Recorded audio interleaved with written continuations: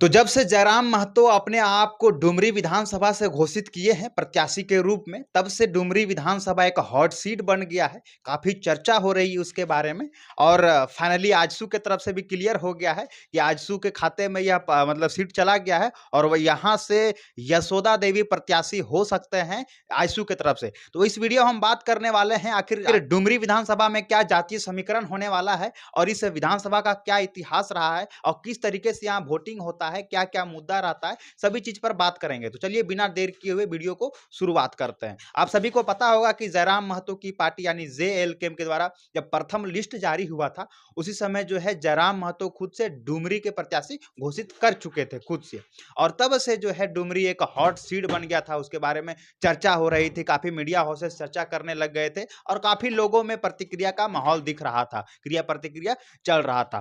अब जब आजसू और बीजेपी की तरफ से प्रेस कॉन्फ्रेंस भी होता है, तब पता चलता है कि 10 सीट जो है आजसू के खाते में गया है और मतलब लड़ना है 10 सीट से और उसमें से डुमरी विधानसभा भी लॉक हो गया है आजसू के लिए। और ये भी कयास लगाया जा रहा है कि वहां से यशोदा देवी प्रत्याशी हो सकते हैं और जेएमएम से प्रत्याशी जो होने वाले हैं वो है बेबी देवी। बेबी देवी यदि नहीं लड़ते हैं चुनाव तो उनके जो बेटे हैं अखिलेश महतो यानी राजू महतो वो भी लड़ सकते हैं। यानी 3 प्रत्याशी जो है मुख्य रूप से घोषित हो चुके हैं। अब समझिए कि डन माने गए हैं।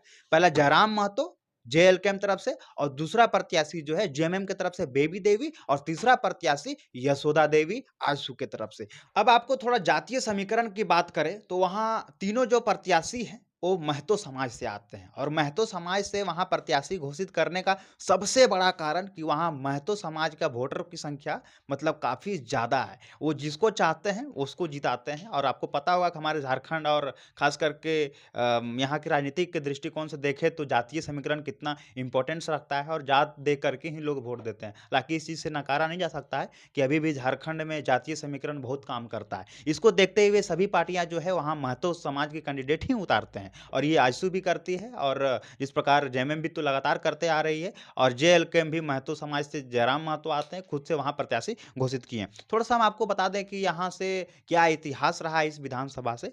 आपको बता दें कि इस विधानसभा में 1962 से विधानसभा चुनाव हो रहा है। तब से थोड़ा बताते हैं कि आखिर क्या समीकरण रहा है, कौन कौन वहाँ के उम्मीदवार रहे हैं और जीते हैं। सबसे पहले जब 1962 में जब चुनाव हुआ था तो वहाँ से हेमलाल जो है परगनाय तो वहाँ स्वतंत्र मतलब इंडिपेंडेंट जो है चुनाव लड़े थे और वह जीते भी थे।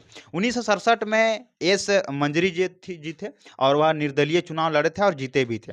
1969 में है कैलाशपति सिंह, 1972 में मुरली भगत, 1977 में लालचंद महतो, 1980 में सबा महतो और 1985 में शिवा महतो, 1990 में लालचंद महतो, 1995 में फिर से शिवा महतो और 2000 में लालचंद महतो और 2005 में जगन्नाथ महतो, फिर 2009 में जगन्नाथ महतो और फिर 2014 में जगन्नाथ महतो ही आते हैं और 2019 में भी फिर से जगन्नाथ महतो आते हैं। और आप सभी को पता है होगा कि जब जगन्नाथ महतो का निधन के बाद वहाँ 2023 में उपचुनाव हुआ था, उसमें प्रत्याशी थी बेबी देवी, उनकी पत्नी बेबी देवी, उनको भी वहाँ जीत मिला था। तो आप इससे कयास लगा सकते हैं और इससे समझ सकते हैं कि वहाँ जेएमएम का कितना कब्जा रहा है। और मैंने जितना भी लिस्ट आपको बताया ये मैक्सिमम से मैक्सिमम यहाँ महतो समाज से ही प्रत्याशी जीते हैं। तो आप समझ सकते हैं कि महतो लोग का वहाँ क्या दबदबा रहा है और किस प्रकार वोटरों की संख्या रहा है, पूरा बढ़त है, जिसके वजह से महतो समाज के ही कैंडिडेट वहाँ हर एक प्रत्याशी वहाँ उतरना भी चाहते हैं और पार्टी उतारना भी चाहती है।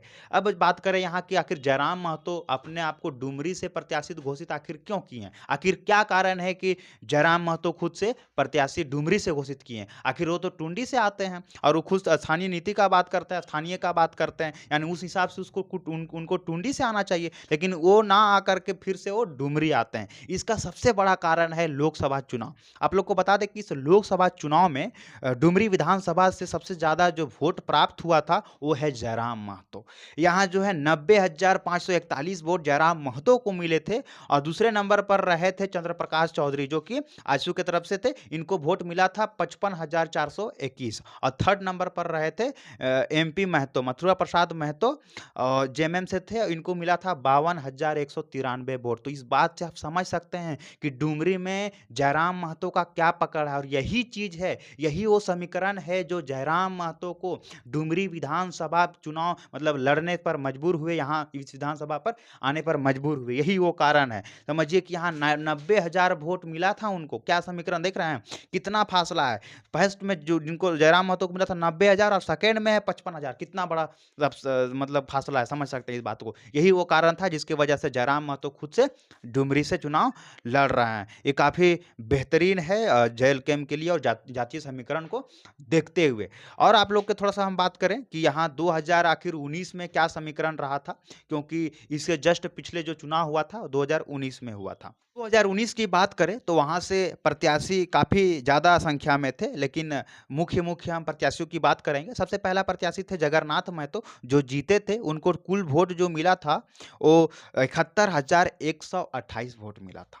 वो जीते हुए थे। और सेकंड में थे यशोदा देवी, ये भी आजसू से थे और इनको वोट मिला था 36,840। थर्ड नंबर में थे प्रदीप कुमार साहू, जो कि बीजेपी से थे और 36,013 वोट इनको मिला था। परसेंटेज शेयर में देखें जगन्नाथ महतो को 33% वोट मिले थे, यशोदा देवी को 19% और बीजेपी के जो हैं प्रदीप कुमार साहू, उनको मिला था 19% वोट। तो ये भाजपा और जेएमएम और आजसू, यहाँ 3 पार्टियां जो है 2019 में लीड की थी, जिसमें जगन्नाथ महतो का जीत हुआ था। तो ये है कुछ जातीय समीकरण। यही जातीय समीकरण को देखते हुए जगन्नाथ महतो यहाँ लगातार जो है चुनाव जीतते रहे, 2005 से लगातार जो है चुनाव जीतते रहे और आज तक जो है अभी तक जेएमएम 2005 से करे तो जेएमएम के अलावे वहाँ किसी पार्टी की एंट्री नहीं हुई है। अब देखना दिलचस्प होगा क्या यह मुकाबला त्रिकोणीय होता है, और यदि त्रिकोणीय होता है तो जयराम महतो को जीत मिलती है या नहीं,